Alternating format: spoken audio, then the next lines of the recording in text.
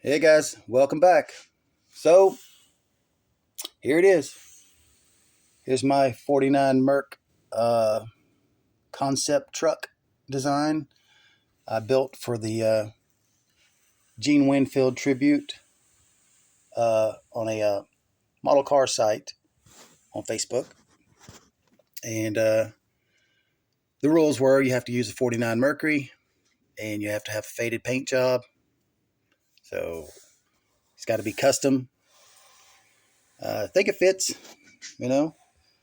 Um, Trying to get you down here, show you the fade. Of course, I know I've showed you the paint job already, but I'm just trying to show you for some of you guys that haven't seen it yet.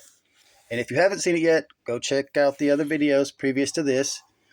Um, They'll explain to you pretty much what I'm going to say in short form.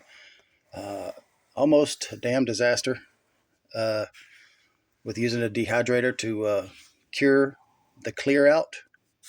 And man, luckily I caught it when I did because it was on its way to melting the plastic. It turned the clear coat to a tacky, worse than tacky feel, more like syrup uh, feel when you touched it. And oh man, like I said, it bubbled up some body work, shrank body work, and kind of put a ripple in the clear coat. And I know how a dehydrator works. I understood that, but at the same time, I did not know that they make dehydrators that have a temperature control. Ours does not. Obviously, you just plug it in and go. Uh, but I won't do that again. I'm sorry. I know a lot of people have already told me, oh man, this is what you need to do. This will work better for you. You know what? No, I'm good. I'm going to stick to what I do know works, and this is what I found out. This is what I'd done before. This clear was tacky to start with. It just wasn't curing. I don't know if it was just moisture in the air, what was going on, humidity. I don't know. I have no idea. I've used this on every kit, everything I've built. Done the same thing, same routine. For some reason, this one did not want to dry out completely. So what I did, and it's worked before and it's worked again, is after the disaster, I took the hood, the body, the bed, and ran it under cold water. Just held it under the cold water. It just kept turning the body around and around and around and around. Just cold water.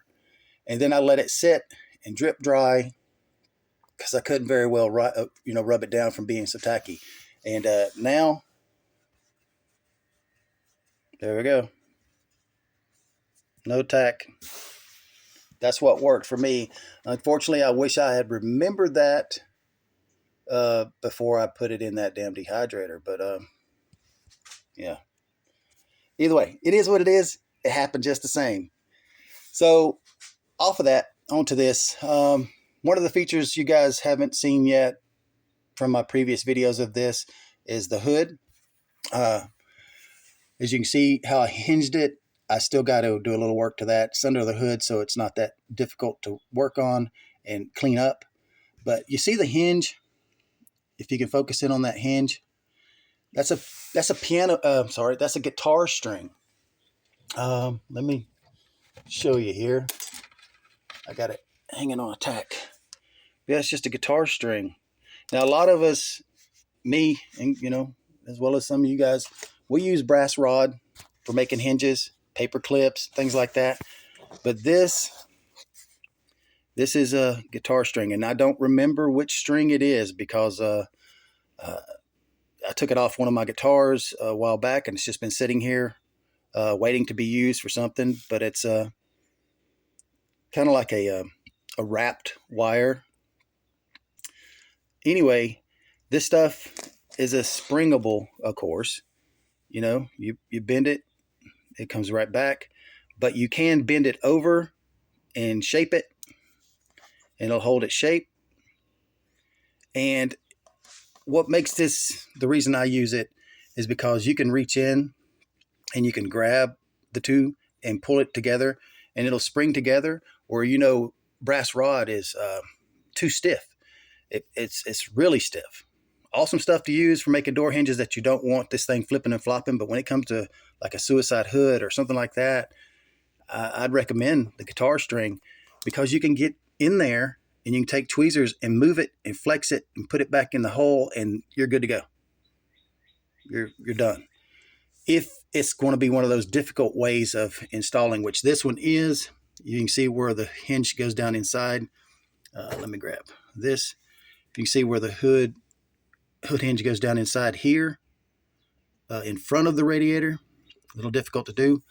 But yeah, that's, once you put your grill in, you can't get to that area. So you got to be able to get in there from this side. And that guitar string worked perfectly. So keep that in mind for some of you guys that aren't set in your ways. And I'll show you how this hood looks when it's in function. So you just push it over, push it down. Simple as that. Worked out just fine for what I wanted it to do. I think the fade turned out really well.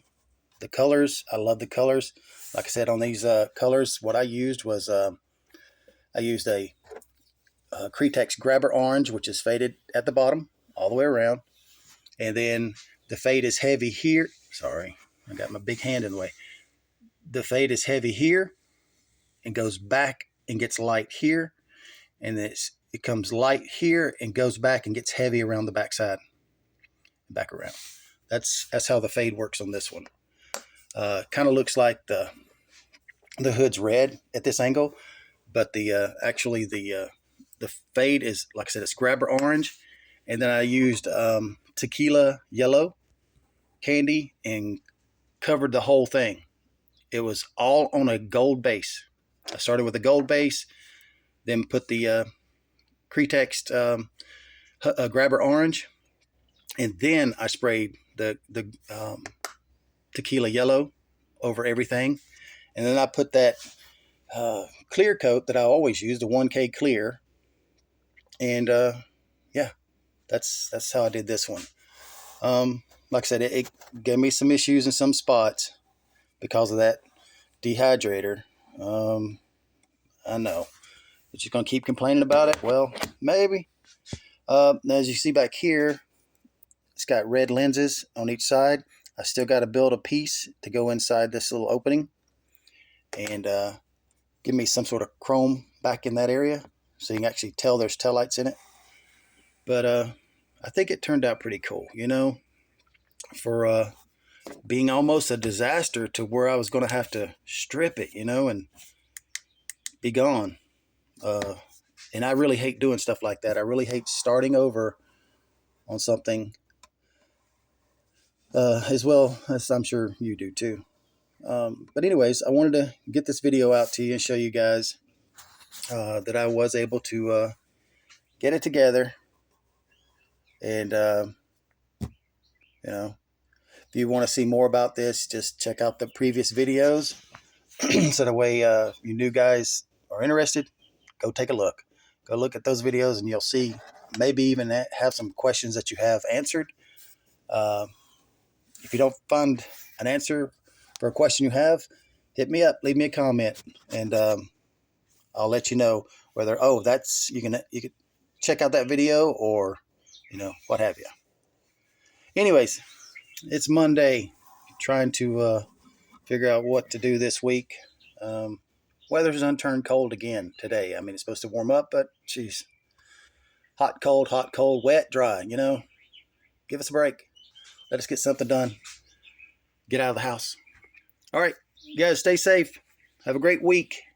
Be careful out there. And I'll catch you on the next one. Later.